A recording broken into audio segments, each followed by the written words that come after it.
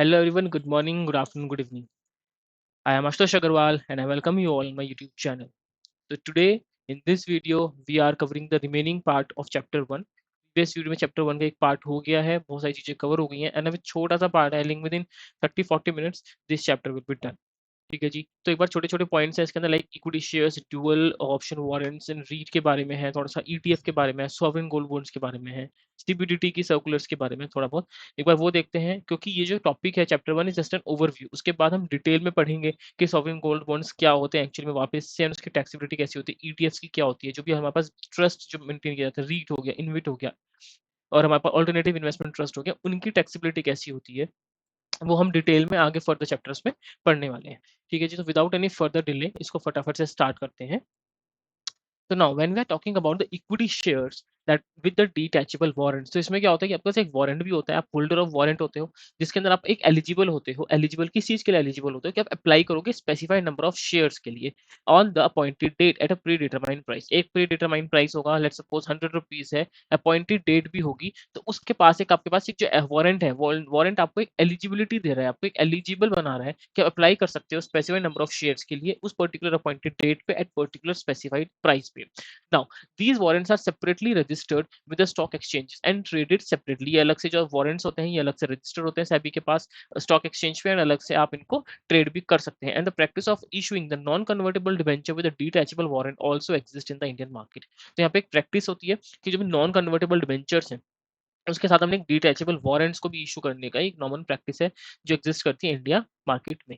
Now when we talk about the dual option warrant, dual option warrant यानी कि दो option मिलेंगे, यानी कि dual option warrant are designated to provide the buyer with a good potential of capital appreciation and limited upstock downside risk. यानी कि जो price appreciation का बेनिफिट तो आपको मिलेगा, लेकिन अगर प्राइस जो है डाउन साइड जाने का रिस्क उसमें लिमिटेड हो जाता है, आपके एक पर्टिकुलर लेवल तक ही रहता है, और पोटेंशियल आपके पास बेनिफिट रहेगा कि कैपिटल एप्रिसिएशन होगी, लेकिन डाउन साइड रिस्क आपका बहुत कम हो जाता है. इसके अंदर कैसे होता है, इसमें डुअल ऑप्शन वारंट आप यूज कर सकते हो to sell the equity shares in the different market. For example, अगर आपने इक्विटी शेयर या डिबेंचर्स हैं, maybe issued with two warrant, that is one warrant giving a right to the purchaser to get one equity share at the end of a certain period, and another warrant with a debt और a preference share option, कि आप eight the and आके आप equity share भी purchase कर सकते हो. अगर आपको लग रहा है कि प्राइस अच्छा खासा ज्यादा जाएगा, कैपिटल एप्रिसिएशन होने के chances, then you can go for the equity share as well. And when we go another option warrant आपको क्या देते हैं, एलिजिबिलिटी देता है कि आप अप्लाई कर सकते हो किसके लिए, डेट के लिए या प्रेफरेंशियल ऑप्शन के लिए, क्योंकि उसमें कैपिटल एप्रिसिएशन ना हो. बट मैं इतना बोलूंगा कि डेट में या फिर प्रेफरेंस शेयर्स में आपका डाउन साइड रिस्क बहुत कम हो जाता है. आपको जो इंटरेस्ट रेट फिक्स होगा,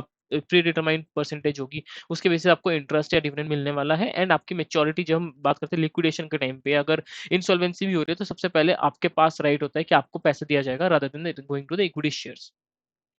now when we go for the debt instrument with the debt warrants, इसके अंदर क्या होता है कि जो डेट इंस्ट्रूमेंट होता है वो इशू किया जाता है with the debt warrant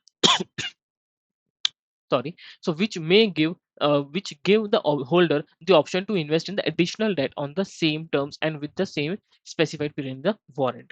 Now हम बात करते हैं then debt for the equity swap. equity swap में क्या होता है कि these instrument आपके क्या करते हैं, ऑफर करते हैं डेट होल्डर को कि वो एक्सचेंज कर सकते हैं डेट को for equity shares of the company. यानी कि डेट होल्डर के पास नॉर्मली एक ऑप्शन है कि भैया आप डेट दो और सामने से इक्विटी लेके चले जाओ. तो डेट आपने दिया और आप सामने से क्या लेके जाओगे, इक्विटी लेके जाओगे. डेट आपने दिया, इक्विटी लेके चले जाओगे. एंड द इशूअर जो ऑफर करता है debt for equity swap are interested in increasing the equity capital by improving their debt to equity ratio. तो जो इशूअर है वो सामने से ऑफर कर रहा है डेट फॉर इक्विटी, आप मेरे को डेट दे दो, आप मेरे से इक्विटी लेके चले जाओ, डेट दे दो, इक्विटी लेके चले जाओ, ताकि वो अपना जो डेट है वो कम कर सके, इक्विटी के परसेंटेज को इंक्रीज कर सके, ताकि ओवरऑल जो डेट टू इक्विटी की रेशियो है वो मेंटेन हो सके, एंड उनकी वापस से डेट इशूइंग कैपेसिटी भी इंक्रीज हो जाएगी. अगर डेट बदले में डेट को देके आपको इक्विटी मिल रही है, तो यहाँ पे क्या होगा कि जो आपकी इक्विटी है वो हो जाएगी, भर जाएगी, डेट आपका कम हो जाएगा, so debt to equity ratio भी इंक्रीज करेगी, sorry debt to equity ratio decrease करेगी. Debt to equity ratio will be decreasing. Debt to equity ratio जो होगी वो आपकी डिक्रीज करेगी, एंड उसके बाद आपकी जो डेट कैपेसिटी है, वो आपकी इंक्रीज हो जाएगी. समझे बात? सो हमने क्या बोला कि आप सामने से डेट दे रहे हो, आपको क्या मिल रही है, इक्विटी मिल रही है, उसकी वजह से क्या होगा, इक्विटी इंक्रीज हो जाएगी, डेट डिक्रीज हो जाएगी, debt to equity ratio at the end आपकी रिड्यूस हो जाएगी. डेट टू इक्विटी रेशियो कम हो जाएगी, आपके पास इक्विटी है अच्छी खासी, आपके पास एक पावर आ जाएगी, और आपके डेट इशूइंग कैपेसिटी आपकी इंक्रीज हो जाएगी. अब उसकी वजह से क्या होता है, क्योंकि डेट जो होती है इंटरेस्ट बर्डन के साथ आती है, तो वो आपका जो आपने डेट ही वापस कर दिया, आपको डेट की वजह आपने डेट वापस लेके आपने इक्विटी इशू कर दी, तो आपको जो इंटरेस्ट बर्डन है वो कम हो जाएगा, एंड उसकी वजह से डिविडेंड बर्डन आ जाएगा लेकिन आई वुड से कि डिविडेंड बर्डन इतना कुछ नहीं होता, क्योंकि इक्विटी शेयर्स हैं, इक्विटी शेयर्स में आपको एक mandatory dividend pre determined percentage of dividend fix नहीं होती, at the description of the issuer होता है, at the description of the company होता है कि वो कितना डिविडेंड अभी पे कर सकते हैं। तो उन सब चीजों को देखते हुए आपको क्या मिलेगा, आपको डिविडेंड दिया जाएगा।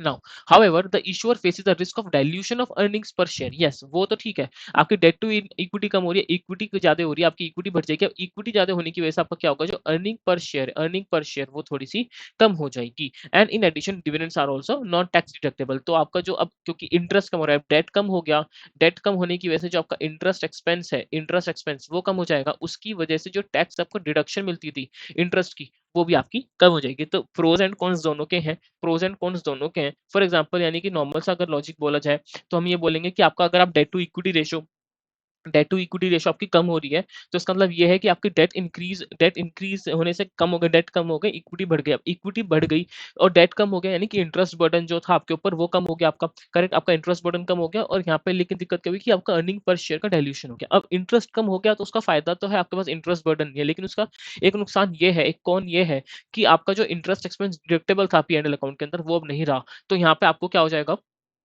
आप नॉर्मल सा आपका जो डिविडेंड्स है वो टैक्स डिडक्टेबल नहीं होंगे, और आपका प्रॉफिट मतलब टैक्सेस थोड़ा ज़्यादा आने स्टार्ट हो जाएंगे। अब इन्वेस्टर के पॉइंट ऑफ व्यू से देखा जाए तो पोटेंशियल गेन, उनको तो डेट के बदले इक्विटी मिल गई, उनको कंपनी में स्टेक मिल गया, है ना जी। और उसके बाद variation of this instrument are mortgage back security that split in the month payments को छोड़ देते हैं, आगे बढ़ते हैं। Now when we talk about the masala bond बोले तो इंडिया के हिसाब से नाम रखा गया मसाला बॉन्ड्स का।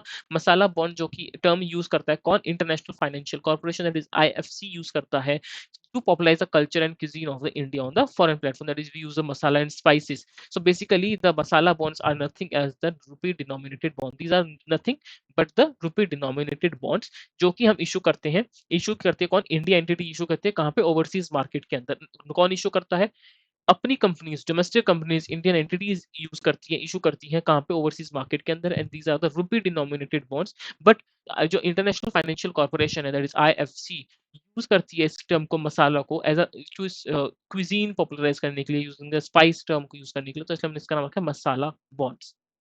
एंड ये हम क्यों यूज करते हैं, मसाला बॉन्ड बेसिकली फंड करते हैं इंफ्रास्ट्रक्चर प्रोजेक्ट्स को इंडिया के अंदर, फ्यूल इंटरनल ग्रोथ को अंदर, borings and internationalise the Indian currency.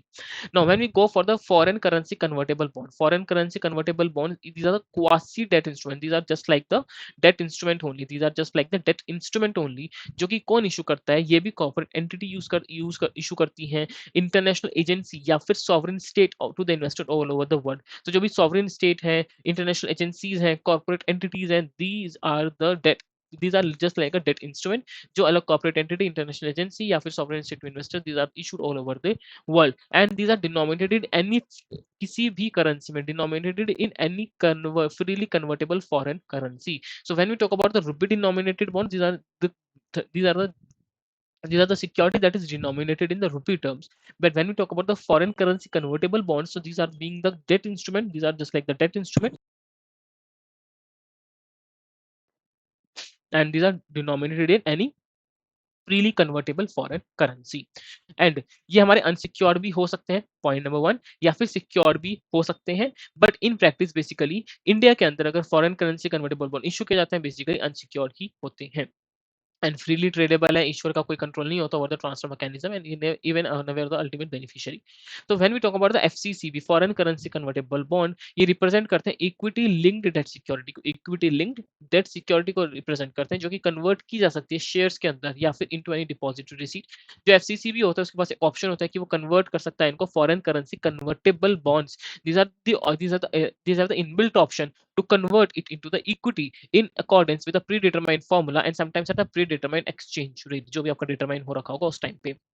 Now, आपके पास एक ऑप्शन होता है to retain the bond. Issuing this bond, a company can avoid a dilution in earnings per share that a further issue of equity shares may cause, whereas such security can be traded on the basis of the underlying equity value. तो अगर आपको FCC के बारे में ध्यान रखना है तो एफसीसी भी just like the debt instrument होती है, क्वासी डेट इंस्ट्रूमेंट बोलते हैं इसको। कॉर्पोरेट एंटी इंटरनेशनल एजेंसी कहीं भी इनको इशू कर सकती है एंड बेसिकली ये किसी भी फॉरेन करेंसी के अंदर, जो फ्रीली कन्वर्टेबल फॉरेन करेंसी है उसके अंदर डिनोमिनेटेड हो सकते हैं, सिक्योर्ड भी हो सकते हैं, अनसिक्योर्ड भी हो सकते हैं, लेकिन मोस्ट ऑफ द टाइम्स ये अनसिक्योर्ड ही होते हैं। उसके बाद हमारे पास ये रिप्रेजेंट करते हैं इक्विटी लिंक्ड डेट सिक्योरिटी। एक इसमें आपके पास एक ऑप्शन होता है कि आप इनको इक्विटी शेयर्स के अंदर भी कन्वर्ट कर सकते हैं प्री डिटरमाइंड फॉर्मूला पे या फिर प्री डिटरमाइंड एक्सचेंज रेट पे। This is as per the discretion या फिर as per the not rather I would say कि रादर डिस्क्रिशन वर्ड यूज करना इस आई वुड से कि एक गलत बात हो जाएगी, बट आई वुड से कि एक प्रॉफिट जो भी आपका उस टाइम पे जो टर्म्स एंड कंडीशन डिसाइड हुई होगी उस पे डिपेंड करता है। Now, when we look at the ADR, that is American Deposit Receipts, and when we talk about the GDR, that is Global Deposit Receipt, so ADR and GDR are one and the basic same thing only, but the difference is जो GDR है वो global market के लिए बनाया गया है, and when we talk about the ADR, these are for the American market only, and ADR जो है वो dollar denominated ही होते हैं. So ADRs are just like the or are is a dollar denominated form of equity. तो basically क्या है, ADR is American Depository Receipt and ADR जो है अमेरिका मार्केट के लिए ही, अमेरिकन मार्केट के लिए ही है। इनकी इसलिए जो डिनोमिनेशन है वो डॉलर करेंसी में ही होगी और ये फॉर्म ऑफ इक्विटी ओनरशिप है किसी भी form of depository receipt in the form of depository in a non US company. So it represent the foreign shares. ये क्या रिप्रेजेंट करता है, फॉरेन के शेयर्स को रिप्रेजेंट करता है, यानी यूएस के हिसाब से, अमेरिका के हिसाब से फॉरेन शेयर्स यानी कि किसी भी और कंट्री के हो सकते हैं of the company held on deposit by custodian bank of the company's home country that is India and carries the corporate and economic rights of the foreign shares. तो बेसिकली एडीआर क्या होता है, कहीं ना कहीं अमेरिकन डिपॉजिट रिसीट जो कहीं ना कहीं अमेरिका मार्केट के लिए है, डॉलर डिनोमिनेटेड इक्विटी ओनरशिप मिलती है आपको किसी नॉन यूएस कंपनी के लिए। नॉन यूएस कंपनी बोले तो फॉर एग्जाम्पल इंडिया के लिए, तो इंडिया के जो शेयर्स हैं वो कस्टोडियन बैंक के पास होंगे। कस्टोडियन बैंक आगे उनको क्या इशू करेगा, अमेरिकन लोगों को एडीआर इशू करेगा, डिपॉजिट रिसीट इशू करेगा, जो कहीं ना कहीं आपकी डिनोमिनेट करता है ownership in the non US company के अंदर, दैट इज इंडिया के शेयर्स के अंदर। Now when we talk about the global deposit receipt, global deposit receipt भी सेम है, बट ग्लोबल डिपॉजिट रिसीट एक मल्टीपल आई वुड से कि multiple countries में इशू हो सकता है, खाली it's not specifically restricted to the American market only. तो नेगोशिएटेड इंस्ट्रूमेंट है जो कि यूएस डॉलर देते बेसिकली कॉमन करेंसी होगा, यूएस डॉलर में डिनोमिनेट हो सकता है एंड ये बेसिकली क्रिएट किया गया by the overseas depository bank outside India, denominated in dollar and issue to non resident investors को इशू किया जाता है, ठीक है, अगेंस्ट ऑर्डिनरी शेयर्स या foreign currency convertible bonds of the issuing company. Now ये यूरो मार्केट के लिए भी और यूएस मार्केट सब जगह एक्सेस कर सकता है। The US portion of GDR जो यूएस एक्सचेंज पे लिस्टेड होते हैं उनको अपनी एसईसी रिक्वायरमेंट्स कंप्लाई करनी पड़ेंगे और जो यूरोपियन वाले होते हैं उनको ईयू डायरेक्टिव जो भी होते हैं वो करना पड़ेगा। तो अगर आपको थोड़ा सा वैसे याद रखना है कि जो अगर कोई यूएस एक्सचेंज में लिस्ट हो रहा है तो उसको एसईसी रिक्वायरमेंट्स होती हैं एंड अगर कोई यूरोपियन मार्केट के अंदर आ रहा है तो उसको ईयू डायरेक्टिव का अपना जो भी वहाँ की कंडीशन है, टर्म्स एंड कंडीशन है, उनको आपको कंसिडर करना पड़ेगा। एंड जो बेसिकली जीडीआर होते हैं वो कहाँ पे लिस्ट हो सकता है, that is London stock exchange, New York stock exchange हो गया, अमेरिकन स्टॉक एक्सचेंज हो गया, नेस्डैक हो गया, लग्जमबर्ग स्टॉक एक्सचेंज हो गया, कहीं पे भी लिस्ट हो सकते हैं। Am I done? Am I done? हाँ जी। तो चलिए आगे बढ़ते हैं। Now we are talking about the zero coupon bonds या फिर डीप डिस्काउंट बॉन्ड्स। कहीं ना कहीं ये क्या होता है कि फेस वैल्यू पे रादर देन एट द पार ये डिस्काउंट पे इशू होते हैं और जो पार वैल्यू पे आपको मेच्योरिटी होती है, तो एक तरह से जो डिफरेंस है दैट इज समथिंग जो आपने अर्न किया है। तो जीरो कूपन बॉन्ड बेसिकली एक तरह का ऐसा बॉन्ड हो गया काइंडली जो deep discount to the face value होता है। फॉर एग्जाम्पल अगर मैं फेस वैल्यू की बात करूँ तो for example face value is 100 rupees only and जो आपने जब इसका इशू प्राइस की हम जब बात करते हैं, फॉर एग्जाम्पल आपने इसको 85 में इशू किया, तो यहाँ पे जो डिस्काउंट आ गया आपका, जो आपका डिस्काउंट है that is rupees 15, that is rupees 15 okay. तो 15 रुपए का आपका डिस्काउंट है यहाँ पे एंड इसके अंदर आपको कोई इंटरेस्ट पे नहीं करता, ये आपको कोई इंटरेस्ट पे नहीं करता, बट ये रिडीम होता है फेस वैल्यू पे। तो इस वैल्यू पे रिडम्पशन होगा, इस वैल्यू पे रिडम्पशन होगा, ठीक है जी, एंड इस वैल्यू पे इशू होगा एंड जो डिस्काउंट है ये आपका गेन है बेसिकली। तो जो आपका ये 15 रुपए का आ रहा है, this is just all your gain from the zero coupon bonds और the deep discount bonds, that's it. इसकी टैक्सेबिलिटी, अभी जब हम टैक्सेबिलिटी की बात करें इक्विटी इंस्ट्रूमेंट्स की, डेट इंस्ट्रूमेंट्स की, तब ये और डिटेल में आने वाले हैं। मैंने बताया कि this is just an overview, क्या है ये, this is just an overview of the securities, overview of the multiple security market के अंदर क्या इंस्ट्रूमेंट्स चल रहे हैं, उनकी टैक्सेबिलिटी के जब हम पॉइंट ऑफ व्यू से बात करेंगे तब और डिटेल में बात करेंगे, वापस से इन चीजों को बढ़ाएंगे। ये जस्ट एन ओवरव्यू, एक बार फटाफट इसको गो थ्रू कर रहे हैं इसलिए। तो now when we talk about the government security, इसको हम जीसैक भी बोलते हैं, दैट इज गवर्नमेंट सिक्योरिटी, अपना में एक ट्रेडेबल इंस्ट्रूमेंट है जो कि सेंट्रल गवर्नमेंट इशू करती है। जो कि कौन इशू करती है, सेंट्रल गवर्नमेंट इशू करती है या फिर स्टेट गवर्नमेंट भी इशू कर सकती है। नाउ अगर हम बात करते हैं आगे, तो ये एक्नॉलेज करता है डेट, गवर्नमेंट की डेट ऑब्लिगेशन है। अगर गवर्नमेंट इशू कर रही है, कोई गवर्नमेंट सिक्योरिटी इशू कर रही है, कौन इशू कर रही है, गवर्नमेंट इशू कर रही है, तो गवर्नमेंट की डेट ऑब्लिगेशन है ना। एंड जी, एंड जब हम बात करते हैं शॉर्ट टर्म भी हो सकता है, शॉर्ट टर्म अगर होगा तो उसका नाम क्या है, जो भी ट्रेजरी बिल्स होते हैं या फिर ओरिजिनल मैच्योरिटी जिनकी 1 ईयर से कम होती है, so these are the short term. So government security आपकी शॉर्ट टर्म भी हो सकती है। शॉर्ट टर्म के अंदर हम बात करें तो आपके treasury bill that is T bills आपके आ गए, या फिर जिनकी मैच्योरिटी 1 ईयर से कम होती है, 1 ईयर से कम होती है, वो सारे आपके शॉर्ट टर्म में आ जाएंगे। या फिर हम बात कर सकते हैं लॉन्ग टर्म भी हो सकते हैं। लॉन्ग टर्म के अंदर आपके गवर्नमेंट बॉन्ड्स आ जाते हैं, गवर्नमेंट बॉन्ड्स आ गए, या फिर कोई डेटेड सिक्योरिटीज आ गई जिनकी ओरिजिनल मैच्योरिटी 1 ईयर से ज्यादा होती है। नाउ इंडिया के अंदर जो भी सेंट्रल गवर्नमेंट है वो इशू करती है ट्रेजरी बिल्स को भी, बॉन्ड्स को भी और डेटेड सिक्योरिटीज को, लेकिन अगर और दूसरी बात जो स्टेट गवर्नमेंट है वो खाली इशू करती है बॉन्ड्स या फिर डेटेड सिक्योरिटी को, which are called the state development loans. ठीक है जी। अब इसके अंदर क्या हो रहा है कि हाँ जी, तो जो शॉर्ट टर्म ये सेंट्रल गवर्नमेंट इशू करती है, and when we talk about the long term, तो लॉन्ग टर्म जो है वो सेंट्रल गवर्नमेंट हो या स्टेट गवर्नमेंट हो, दोनों इशू करती है। तो जो बोला मैंने, जो शॉर्ट टर्म्स है, शॉर्ट टर्म यानी जो टी बिल्स हो गए जिनकी मेच्योरिटी आपकी 1 साल से कम होती है, वो बेसिकली कौन इशू करता है? That is only the central government which will be issuing the securities. लेकिन जब हम लॉन्ग टर्म की बात करते हैं, फॉर एग्जाम्पल गवर्नमेंट बॉन्ड्स हो, सॉरी, या सो जो गवर्नमेंट बॉन्ड्स हो गई, डेटेड सिक्योरिटीज हो गई है जिनकी मेच्योरिटी 1 साल से ज्यादा हो गई, वो central government as well as state government दोनों इशू करती है। और अगर स्टेट गवर्नमेंट यूज कर रही है, अगर स्टेट गवर्नमेंट इशू कर रही है, तो उसको हम बोलते हैं स्टेट डेवलपमेंट लोन्स। उसको हम क्या बोलते हैं? State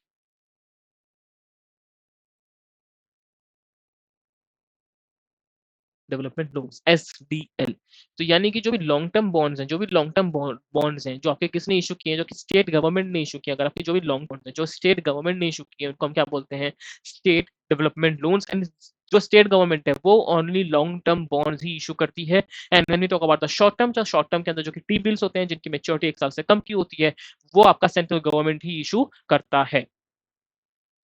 now the government security carrier practical no risk default होता है। बेसिकली इसके अंदर की रिस्क की क्या होगा? गवर्नमेंट की बात करें, गवर्नमेंट पैसे लेकर भागेगी तो फिर आपका भरोसा ही किस पे करोगे? And basically these are the risk free gilt edged instrument. तो ये बेसिकली क्या होते हैं? These are basically the risk free securities. क्या होते हैं ये basically? These are basically the risk free securities. इनको आपको ध्यान रखना पड़ेगा इन टर्म्स को। जो गवर्नमेंट सिक्योरिटी है, these are basically the risk free security. अगर गवर्नमेंट ही पैसे लेके भागेगी तो किस पे भरोसा करोगे? नाउ अब हम बात करते हैं सॉवरेन गोल्ड बॉन्ड्स के बारे में। So when we talk about the sovereign gold bonds, तो बेसिकली ये भी गवर्नमेंट सिक्योरिटीज होती हैं जो कि डिनोमिनेटेड होती है किसमें? इन grams of the gold. So basically denominated किसमें होती है? Denominated in grams of the gold. तो इनका जो अंडरलाइंग एसेट है कहीं ना कहीं वो क्या है? गोल्ड। तो गोल्ड के प्राइसेस के बेसिस पे उसकी वैल्यू को ग्राम्स ऑफ द गोल्ड के हिसाब से इसकी वैल्यू डिटरमाइन होती है। And these are substitute for holding the physical gold. Obviously बात है कि physical gold rather than having a physical gold, उसके अंदर आपके मेकिंग चार्जेस आते हैं, IGST एंड GST जो भी आप पे करते हो, मेकिंग चार्जेस होते हैं, प्योरिटी पे आपका एक शक रहता है। सो rather than having a physical gold, उसकी सेफ्टी आपको लॉकर में रखना पड़ेगा, उसकी सेफ्टी की कंडीशंस होती हैं आपको। So rather than holding a physical gold, आप you can have a sovereign gold bond. अगर इनकी रिडेम्पशन होती है, if I am talking about for the individual, और इनकी मैच्योरिटी पर जो मैच्योरिटी डेट होती है उस पर अगर आप उसको रिडीम कराते हो तो उसकी जो गेन होता है वो भी एग्जम्प्ट होता है, प्लस आपको 2.5% का इंटरेस्ट भी मिलता है per annum. So this is something, जो आपने फिजिकल गोल्ड रखा हुआ है उसमें कोई इंटरेस्ट तो मिलने वाला है नहीं। ठीक है, वो कैपिटल एसेट है, जो आपको कभी उसको बेचोगे तो वो कैपिटल गेन भी आ जाएगा। सो rather than having a physical gold, it is recommended कि आप सॉवरेन गोल्ड बॉन्ड्स में इन्वेस्ट करो। Now you have to pay the issue price in cash and bonds will be redeemed in cash on maturity। ठीक है जी। अब जो bond है वो RBI इशू करता है, which is जो भी होता है उसको सेपरेट थिंग है, बट ये ट्रेडेबल होता है स्टॉक एक्सचेंज पे भी, एंड आप इनको सोल्ड कर सकते हो, ट्रांसफर कर सकते हो as per the provision of the government security. इसको छोड़ देते हैं, बट आपको इतना रखना है कि rather than having a physical gold, government security होती है जो कि डिनोमिनेटेड होती है in grams of the gold. जो अंडरलाइंग एसेट है बेसिकली इसका फिजिकल गोल्ड ही होता है। And rather than having a physical gold, it is recommended to आप सॉवरेन गोल्ड बॉन्ड्स खरीदो। एंड इसकी जो टैक्सेबिलिटी है वो आगे गोइंग फॉरवर्ड हम देखेंगे नेक्स्ट चैप्टर्स में। Now, when I am talking about the equity oriented mutual fund, तो equity oriented mutual funds क्या होते हैं? equity oriented mutual funds होता है कि अगर आप जो म्यूचुअल फंड हो गया, अगर आपने मोर देन 60% ऑफ द आपके जो भी फंड थे, जो म्यूचुअल फंड बेसिकली क्या होता है कि पूल ऑफ द एसेट्स है जिसके अंदर बहुत सारा पैसा डाल के अब आप उसको इन्वेस्टमेंट करो। तो अगर किसी म्यूचुअल फंड ने अपने जो पैसे लगा रखे हैं वो more than 65% of the proceeds such fund की डोमेस्टिक कंपनीज में लगा रखी है, तो अगर हमें डोमेस्टिक कंपनीज में लगा रखी है, डोमेस्टिक कंपनी के भी इक्विटी शेयर्स में लगा रखी है, तो मैं बोलूंगा कि आप जो है आप एक अपना में क्या हो? इक्विटी ओरिएंटेड म्यूचुअल फंड्स हो। इक्विटी ओरिएंटेड बेसिकली आपका जो मेनली पैसा लगा हुआ है वो आपका किस में लगा हुआ है? वो आपके किस में लगा हुआ है? आपके इक्विटी शेयर्स में पैसा लगा हुआ है। इसकी दूसरी कंडीशन एक और ये होती है कि इक्विटी ओरिएंटेड म्यूचुअल फंड्स की, कि सपोज है कि आप एक म्यूचुअल फंड हो, पूल ऑफ एसेट है, rather than investing directly into the domestic company की इक्विटी शेयर्स में, आपने किसी म्यूचुअल फंड में इन्वेस्ट कर रखा है। तो म्यूचुअल फंड में आपने जो इन्वेस्ट कर रखा है उसका आपके टोटल प्रोसीड का कम से कम 90%, कम से कम 90% या उससे ज्यादा आपने किसी दूसरे म्यूचुअल फंड में लगा रखा है। और अगर वो म्यूचुअल फंड आगे पैसा लगाता है डोमेस्टिक कंपनी में भी, तो भी हम बोलेंगे कि आपकी अपने आप में क्या है, आप भी अपने आप में इक्विटी ओरिएंटेड म्यूचुअल फंड्स हैं।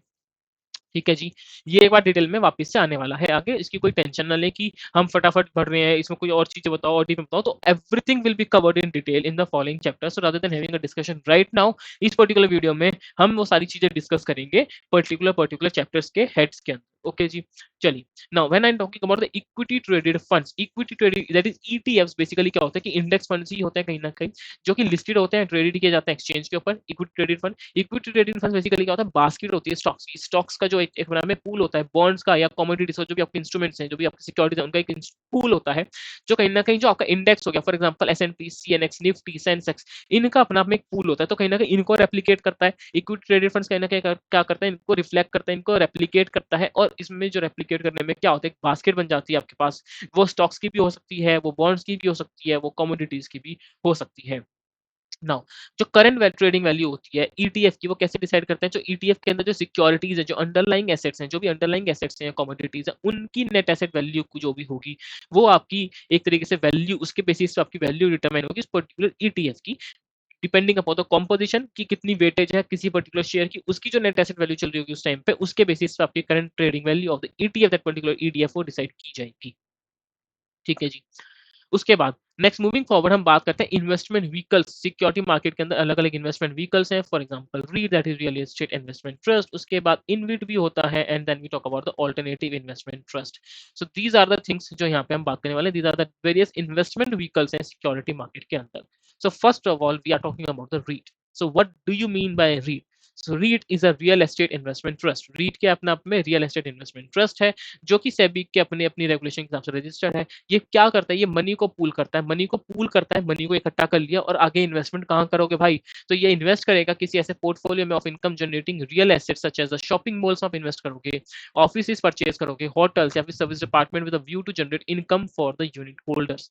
एंड बेसिकली जो रीट होते हैं वो स्ट्रक्चर्ड किए जाते हैं in the form of trust, and जो भी एसेट्स होते हैं रीट के वो इंडिपेंडेंटली ट्रस्टी होल्ड करते हैं on the behalf of the REIT unit holders. तो basically real estate investment trust, तो बेसिकली रीट क्या करता है, पैसे का पूल बना के कहाँ इन्वेस्ट करेगा, रियल एस्टेट में इन्वेस्ट करेगा, और वहां से रेंटल इनकम जो भी होगी, कैपिटल की इनकम, वो सब अर्न करेगा, या फिर किसी एसपीवी में लगाएगा, and SPV will be investing on behalf of the REIT further on, और वहां से फिर आपको इनकम हो सकती है। अब जब हम बात करते हैं इंफ्रास्ट्रक्चर इन्वेस्टमेंट ट्रस्ट की, सो इंफ्रास्ट्रक्चर इन्वेस्टमेंट ट्रस्ट क्या होता है, अपना में एक ट्रस्ट होता है जो भी अपने सेबी के हिसाब से रजिस्टर होगा, एंड ये another form of mutual fund ही है जो इनेबल करता है स्मॉल इन्वेस्टर्स को कि वो इंफ्रास्ट्रक्चर के अंदर भी इन्वेस्ट कर सकते हैं। ठीक है जी। एंड ये पूल करता है money of the investors and give returns in the form of dividend to the unit holders. When we talk about the alternative investment fund क्या होता है?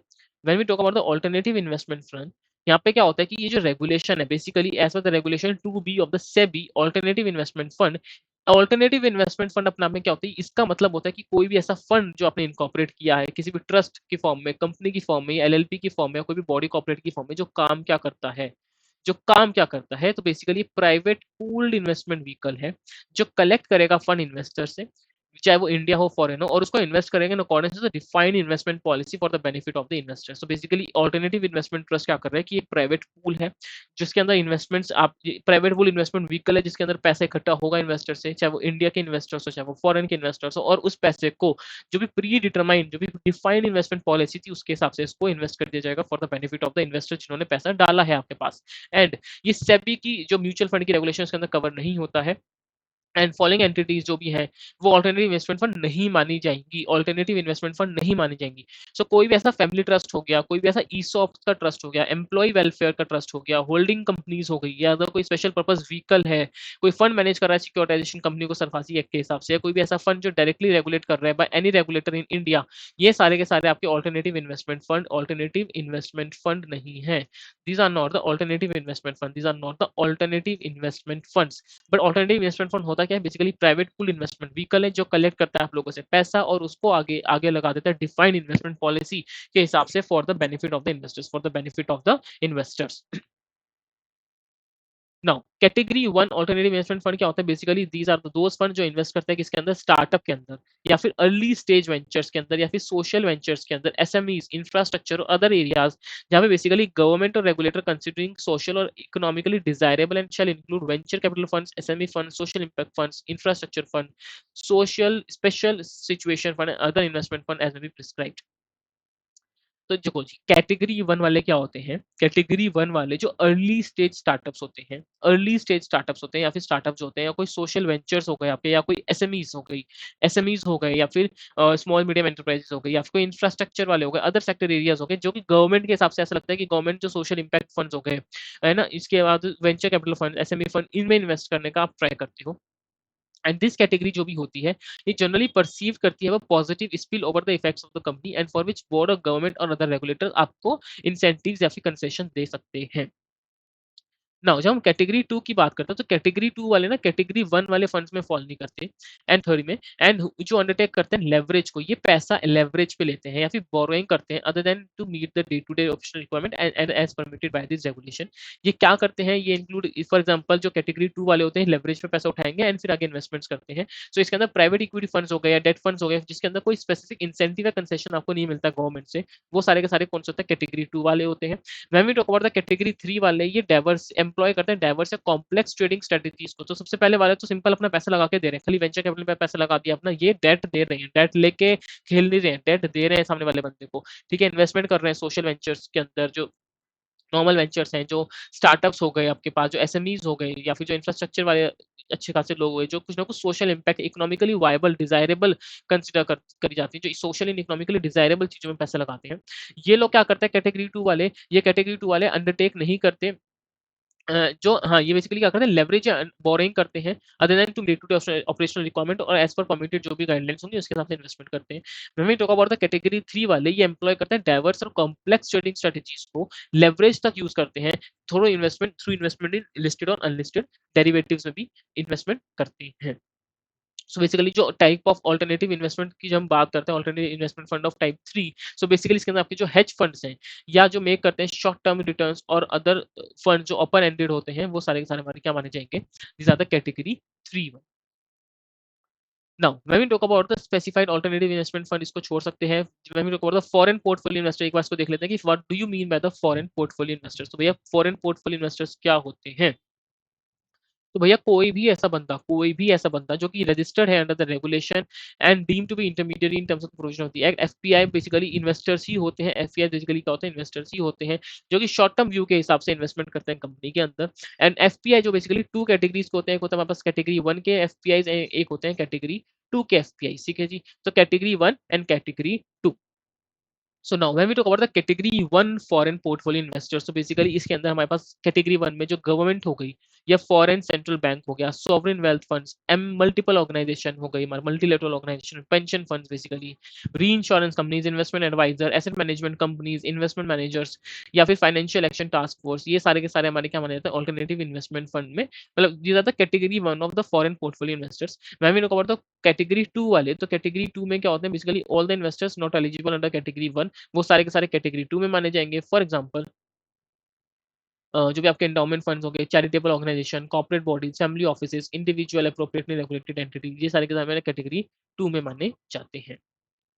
इतना रेलिवेंट नहीं है, इधर से हम जस्ट गोइंग थ्रू, आपके कोर्स का पार्ट है तो we are just going through each and every topic, एक बार बस रीड कर रहे हैं। बट जहाँ पे मेरा ज़्यादा फोकस होगा, जहाँ पे मैं ज़्यादा समझाऊंगा, तो यानी कि वो टॉपिक आपके लिए काफ़ी रेलिवेंट है। ये बाकी की जो चीज़ें चल रही हैं वो it's not that much relevant कि आपको इन डेप्थ पढ़ना ही पढ़ना है, आपको लर्न करना है, इट्स नॉट दैट थिंग। जो चीज़ें हैं बस जस्ट गो थ्रू कर लो कि हाँ पता है व्हाट इज एफपीआई, पता है ये कैटेगरी वन होता है, कैटेगरी टू होता है, this are the investors basically जो भी होते हैं। और हम बात करते हैं alternative investment fund, alternative investment fund भी category one, category two, category three. Category one वाली इकोनॉमिकली एंड सोशली वायबल वाली चीजों में इन्वेस्टमेंट करते हैं। कैटेगरी टू वाले क्या होता है कि लेवरेज का बेनिफिट यूज करते हैं, लोन डेट लेते हैं और फिर आगे इन्वेस्टमेंट करते हैं। डे टू डे एक्सपेंडिचर के अलावा जो उनको करना होता है वो डेट से पैसा उठा के फिर आगे इन्वेस्टमेंट कर रहे होते हैं। And when we talk about the category three one, तो ये क्या करते हैं? कैटेगरी थ्री वाले क्या होते हैं? दीज आर द सम जो एक्सक्लूसिव स्ट्रेटजीज कुछ ना कुछ यूज कर रहे होते हैं, डेरिवेटिव्स में भी खेल रहे हैं, लेवरेज भी यूज कर रहे हैं, एवरीथिंग फ्रीली काम कर रहे हैं। हेज फंड जो है इसका परफेक्ट एग्जांपल है for the category three of the alternative investment fund. Now what is the source of the tax regulation in the security market? तो टैक्स रेगुलेशन के लिए क्या है? बेसिकली जो टैक्स की रेगुलेशंस हैं वो सिक्योरिटी मार्केट का सोर्स क्या है? तो बेसिकली हम बोलते हैं कि कोई भी ऐसा बंदा जो ट्रेड कर रहा है, इन्वेस्टमेंट कर रहा है सिक्योरिटी में, उसको भैया टैक्सों पे आपको करना ही पड़ेगा। जो आपने long term capital gain earn किया, short term capital gain earn किया, चाहे वो long term capital gain normal long term capital gain हो या 1112A वाला हो, ऐसी short term capital gain normal short term capital gain हो या 1111A वाला हो, उन सब के ऊपर आपको क्या करना पड़ेगा, आपको टैक्सेस तो पे करने ही पड़ेंगे। अगर आप इंट्राडे भी कर रहे हो तो पीजीपीपी के अंदर आपको स्पेकुलेटिव इनकम है, इंट्राडे इनकम है, हेज फंड्स की इनकम है, डेरिवेटिव्स की इनकम, एवरीथिंग आपको टैक्स तो पे करना पड़ेगा ही।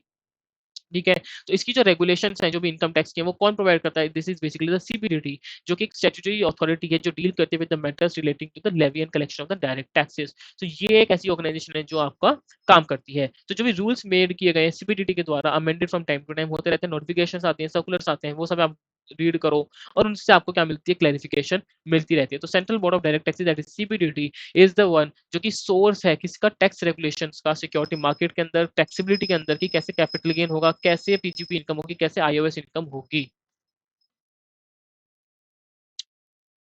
ठीक है जी, तो this is all about in this chapter. एक बार क्वेश्चन इसके एक बार प्रैक्टिस कर लेना। ठीक है जी, और एक बार इसको गो थ्रू कर लो वापस से इसको। ठीक है जी, हाँ जी, so this is done, we are done with chapter number 1। मिलते हैं चैप्टर नंबर 2 में, तब तक आप इस चैप्टर नंबर 1 की वीडियो को एक दो बार सुनोगे and you will be done. इतना कुछ था नहीं इस रीडिंग में अंदर, बेसिकली तो ओवरव्यू मिला है कि कौन कौन सी सिक्योरिटीज होती हैं, कैसे टैक्सेबिलिटी होगी। टैक्सेबिलिटी के टाइम पे अब अलग से डिटेल आने वाले हैं, जो कि 21% वेटेज है taxability of the debt securities, taxability of the equity securities, other securities, वहां पे इसको डिटेल में अच्छे से देखेंगे।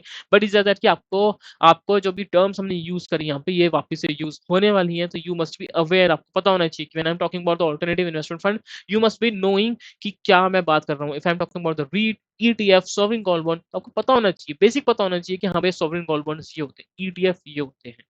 Is that clear? Am I done? ठीक है जी, चलिए जी, आप अच्छे से रिवाइज करें। मिलते हैं चैप्टर नंबर 2 में। Till then, bye bye.